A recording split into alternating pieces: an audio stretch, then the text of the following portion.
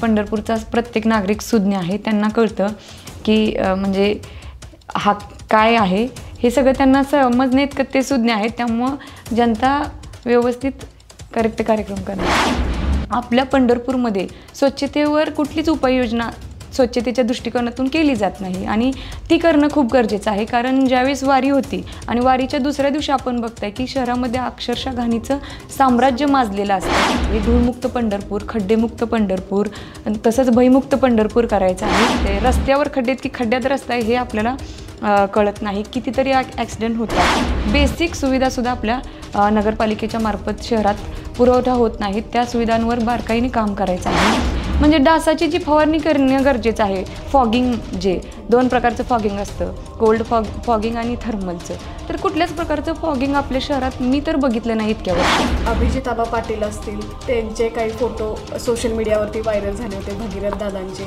मग काय ते एकत्र असताना ही बिघाडी झाली, काय कारण असू शकतं ह्या सगळ्या गोष्टी? नाही, मला असं काही वाटत नाही बिघाडी वगैरे झाली असेल असं काही नाही वाटत. सगळे लोक माझ्यासोबत आहे असा ठाम मला विश्वास आहे. मी बघा कुठल्याही पदाशिवाय काम करणारा व्यक्ती आहे आणि ते लोकांनी अनुभवलेलं आहे. वारीच्या काळात जी गरज असते लोकांना अभय देण्याची, महिलांना अभय देण्याची जी गरज असते की ज्यावेळेस म्युन्सिपाल्टी प्रशासन तिथं लोकांना उठवतं, बसू देत नाही आणि किती छोटा व्यवसाय असतो चुडू बांगड्यावाल्या बायकांचा.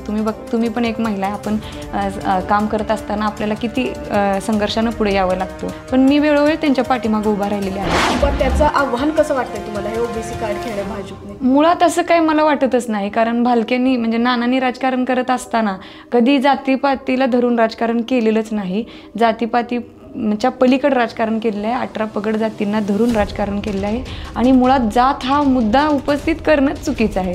सगळी माणसं ही आपली आहेत आणि माझ्या दृष्टिकोनातून माणूस ही जात आहे आणि माणूस की हा धर्म आहे. पंढरपूरचा विकास करण्यासाठी कुणीतरी, मी नगराध्यक्ष नाही तर माझा संपूर्ण तालुक्यातील व्यक्ती तिथं नगराध्यक्ष म्हणून काम करणार असतात.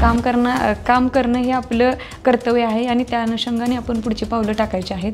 समोर कोण आहे किंवा किती उमेदवार आहे हे बघायचं नाही. समोर आपल्याला विजन घेऊन मला उतरायचं आहे. मी फक्त तमाम मायबाप जनतेला एवढंच आवाहन करेन की काम करणाऱ्या व्यक्तीला निवडून देण्याची गरज आहे. ज्या दिवशी घरातून बाहेर पडणार आहेस त्यावेळी प्रामाणिकपणे स्वतःच्या छातीवर एक हात ठेवा आणि स्वतःलाच प्रश्न विचारा की हा माझ्यासाठी योग्य आहे आणि मतदान करा. पंढरपूर नगरपालिकेच्या नगराध्यक्षपदाची निवडणूक दिवसेंदिवस रंगतदार होती. तिरंगी लढतीत प्रणिता भालके या तीर्थक्षेत्र विकास आघाडीकडून मैदानात उतरलेल्या आहेत.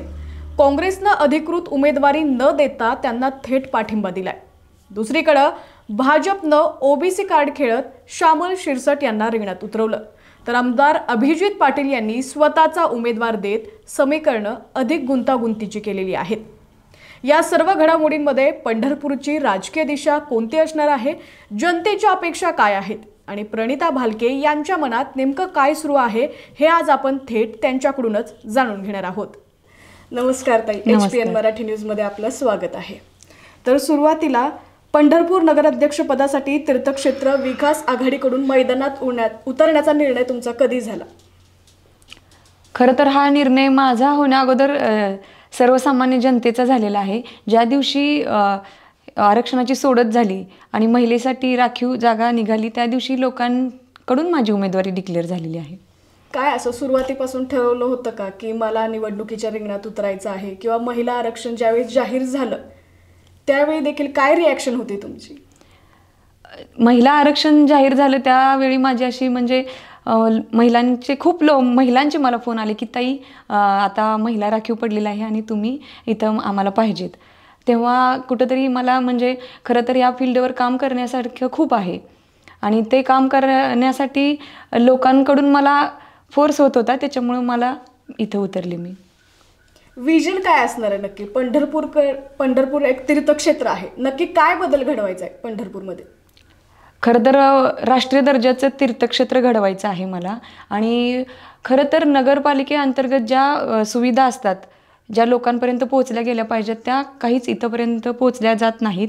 त्या लोकांपर्यंत थेट पोहोचवून म्हणजे आपल्या प्रत्येक वार्डाचा विकास करायचा आहे मला. तसंच शहरामध्ये ज्या समस्या आहेत, बेसिक सुविधासुद्धा आपल्या नगरपालिकेच्या मार्फत शहरात पुरवठा होत नाहीत. त्या सुविधांवर बारकाईने काम करायचं आहे. महिलांची सुरक्षा असू द्या, छोटे मोठे व्यावसायिक असू द्या, व्यापारी, त्यांच्या ज्या काही समस्या आहेत तिथंपर्यंत पोहोचून, तळागाळातील प्रत्येक व्यक्तीपर्यंत पोहोचून मला काम करायचं आहे. धूळमुक्त पंढरपूर, खड्डेमुक्त पंढरपूर, तसंच भयमुक्त पंढरपूर करायचं आहे. आणि त्याच्यासाठी मी म्हणजे विजन घेऊनच इथं उतरलेलं आहे. करण्यासारखं खूप आहे आणि ते काम करण्यासाठी निधीही खूप मिळतो, पण त्या क्षमतेने पंढरपूरचा विकास होत नाही, कामं होत नाहीत आणि त्यासाठी मला इथं थांबायची गरज वाटते. अशी कोणती 3 मोठे हे वाटतात तुम्हाला की नाही ह्याच्यावरती आपण काम केलं पाहिजे किंवा पंढरपूरकरांसाठी हे गरजेचं आहे? कोणती 3 मोठी कामं करणं? 3 म्हणता येणार नाहीत, खूप कामं आहेत की जे करू शकतो आपण. सगळ्यात महत्त्वाचा प्रश्न की धूळमुक्त आणि खड्डेमुक्त पंढरपूरकर, की जो हायलाईट होतो आपल्या रोजच्या जीवनाचा भाग आहे, की जिथून आपण वावरतो तोच ती समस्या जर आत्तापर्यंत तशीच असेल 40 वर्षापासून, तर त्याच्यावर किती काम करण्याची गरज आहे हे आपण बघू शकतो. कारण लोकांना श्वसनाचे त्रास व्हायला लागलेत ह्या धुळीमुळे. आणि खड्ड्यात एखादी जरी लेडीज, आपण बायका आहे, एखाद्या लेडीजला शहरातल्या शहरात डिलिव्हरीला न्यायला लागलं तर ॲम्ब्युलन्समध्ये हे होईल इतकी वाईट खड्ड्यांची समस्या आहे. रस्त्यावर खड्डे, की खड्ड्यात रस्ता आहे हे आपल्याला कळत नाही. कितीतरी ॲक्सिडेंट होतात, त्याच्यावर काम करण्याची गरज आहे. आरोग्याची समस्या आहे, पाणी पुरवठा व्यवस्थित होत नाही आणि जरी झाला तर तो म्हणजे स्वच्छ आहे का हे वेळोवेळी तपासण्याची खूप गरज आहे. त्याचा TDS चेक करणं असू द्या किंवा जी ड्रेनेज लाईनची अंडरग्राऊंड ड्रेनेज जे आहे आपल्या शहरामध्ये, त्याच्यावर काम करण्याची खूप गरज आहे. थोडं कुठं पावसाचं वातावरण झालं की त्या ठिकाणी, मोक्याच्या ठिकाणी ड्रेनेज लाईन फुटलेली असते आपली. आणि वाईट दुसरी एक गोष्ट अशी आहे की मॅडम, ड्रेनेज लाईन जिथून गेलेली आहे त्याच्याच साईडनं पिण्याच्या पाण्याची लाईन गेलेली आहे आणि ड्रेनेज लाईन ज्यावेळेस लीक होती त्यावेळेस त्या घाण पाणी त्या पिण्याच्या पाण्याच्या लाईनमध्ये मिक्स होऊन म्हणजे अतिशय खालचं घाण पाणीसुद्धा नागरिकांना पिण्याला जाते. ह्याच्यावर आरोग्यावर त्याचा परिणाम होतोय. लोकांच्या खूप वाईट समस्यांना सामोरं जावं लागतंय. दुसरी गोष्ट म्हणजे तर घाणीचं साम्राज्य. तीर्थक्षेत्र देवभूमी असल्यामुळं येणाऱ्या भाविकांची संख्या पाहता आपल्या पंढरपूरमध्ये स्वच्छतेवर कुठलीच उपाययोजना स्वच्छतेच्या दृष्टिकोनातून केली जात नाही आणि ती करणं खूप गरजेचं आहे. कारण ज्यावेळेस वारी होती आणि वारीच्या दुसऱ्या दिवशी आपण बघताय की शहरामध्ये अक्षरशः घाणीचं साम्राज्य माजलेलं असतं. दुसरी गोष्ट, ड्रेनेज लाईन लीक असेल किंवा जे डासाचं साम्राज्य आहे त्याच्यावरही कुठलं नियंत्रण आत्तापर्यंत केलं जात नाही. म्हणजे डासाची जी फवारणी करणं गरजेचं आहे. फॉगिंग, जे 2 प्रकारचं फॉगिंग असतं, कोल्ड फॉगिंग आणि थर्मलचं, तर कुठल्याच प्रकारचं फॉगिंग आपल्या शहरात मी तर बघितलं नाही इतक्या वर्षात. ते करणं खूप गरजेचं आहे आणि ह्या बारीक गोष्टींच्या समस्या पासून आपल्याला ग्राउंडपासून काम करण्याची गरज आहे. आता मध्यंतरी अभिजित आबा पाटील असतील, त्यांचे काही फोटो सोशल मीडियावरती व्हायरल झाले होते, भगीरथ दादांचे. मग काय ते एकत्र असताना ही बिघाडी झाली, काय कारण असू शकतं ह्या सगळ्या गोष्टी? नाही, मला असं काही वाटत नाही बिघाडी वगैरे झाली असेल असं काही नाही वाटत. सगळे लोक माझ्यासोबत आहे असा ठाम मला विश्वास आहे आणि त्या विश्वासाच्या जोरावरच मी पुढं रिंगणात आहे. भाजपकडून श्यामल शिरसाट यांना उमेदवारी दिली, काय आव्हान वाटतंय का? आव्हान मला नाही वाटत काय, कारण मी आधी ग्राउंडला काम करून उतरलेले आहे आणि लोकांनी सांगितलेलं आहे की आम्ही तुझ्यासोबत आहे, त्यामुळं मला काही आव्हान वगैरे असं काहीच वाटत नाही. मागील निवडणुकीचा पराभव असेल किंवा यावेळेस तुम्ही पहिल्यांदाच निवडणुकीच्या रिंगणात उतरत असाल, काय म्हणजे फिलिंग्स काय आहेत तुमच्या एकूणच? नाही, भीती वाटायची काही गरज आहे. काम करणाऱ्या माणसाला म्हणजे ह्याची भीती वाटत नाही मला. खरं तर म्हणजे मी बघा कुठल्याही पदाशिवाय काम करणारा व्यक्ती आहे आणि ते लोकांनी अनुभवलेलं आहे. वारीच्या काळात जी गरज असते लोकांना अभय देण्याची, महिलांना अभय देण्याची जी गरज असते, की ज्यावेळेस म्युन्सिपाल्टी प्रशासन तिथं लोकांना उठवतं, बसू देत नाही. आणि किती छोटा व्यवसाय असतो चुडू बांगड्यावाल्या बायकांचा. तुम्ही पण एक महिला आहे, आपण काम करत असताना आपल्याला किती संघर्षानं पुढे यावं लागतं. त्या महिला ज्यावेळेस एखादा बचत गट किंवा कुणाकडून तर उसने पैसे घेऊन त्यांच्या व्यवसायाला तिथं बसलेले असतात त्यांचं घर चालवण्यासाठी, त्यावेळेस ते लोक त्रास देतात. त्यावेळेस कुठं कोण तिथं त्यांच्या मागे उभं राहायला आलं, पण मी वेळोवेळी त्यांच्या पाठीमागं उभा राहिलेले आहे. त्यामुळं त्या महिलांचा मला भरपूर पाठिंबा आहे.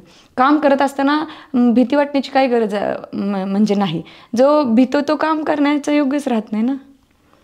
काँग्रेसनं तुम्हाला पाठिंबा दिलाय, एकूणच लोकसभेला प्रणिता शिंदेंना तुम्ही जी पाठिंबा दिला होता, तर त्या पाठिंब्याचा कुठंतरी आता तुम्हाला उपयोग होताना असं वाटतोय का तुम्हाला? नक्कीच होतोय. ताईंच्या वेळी पण शहरात काम करण्याची संधी आम्हाला मिळाली आणि त्याचा मला भरपूर फायदा होईल.